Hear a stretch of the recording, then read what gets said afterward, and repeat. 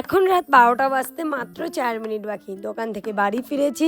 সেই লক্ষ্মী পুজোর নাড়ু ছিল, সেইগুলোই খাচ্ছিলাম। আর লক্ষ্মী পুজোর নাড়ু এখন খেতে বেশি টেস্ট মনে হচ্ছে। আচ্ছা, তোমরা তিলের নাড়ু নাকি নারকেল নাড়ু খেতে বেশি পছন্দ করো? অবশ্যই কমেন্টে জানিও। ফ্রেশ হয়ে নিলাম, আর ফ্রেশ হয়েছি তাড়াতাড়ি করেই। আর কারণ আজকে আমার ইচ্ছে আছে আমি একটু চিংড়ি মাছের মালাইকারি রান্না করব।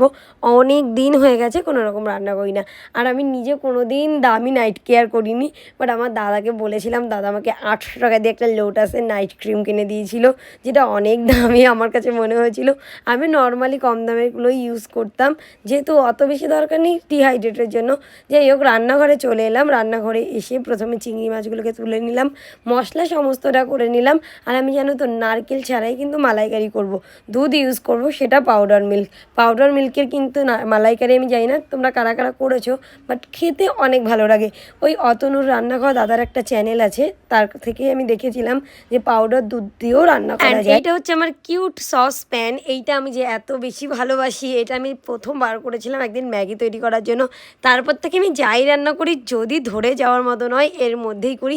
এত কিউট না দেখতে, মানে এত ছোট্ট, তার উপর হ্যান্ডি, দারুণ লাগে দেখতে। তোমরা হয়তো দেখে বুঝতে পারছো। আর এটার যে ঢাকনাটা আছে সেটাও ভীষণ সুন্দর। যাই হোক, তারপরে এটা তো আমি মশলাটা করে নেওয়ার পরে চিংড়ি মাছগুলো দিয়ে নিলাম, এবং তার মধ্যে দুধও দিয়ে নিয়েছিলাম। দেখতেই পেয়েছো আমি কিন্তু চিংড়ি মাছের মধ্যে কোনো রকম নারকেল অ্যাড করিনি। ফাইনালি আমার তো রান্না বান্না ডান। প্রায় রাত 1:30 বাজে এখন, বুঝতে পারছো। খেয়েছি কিন্তু খুব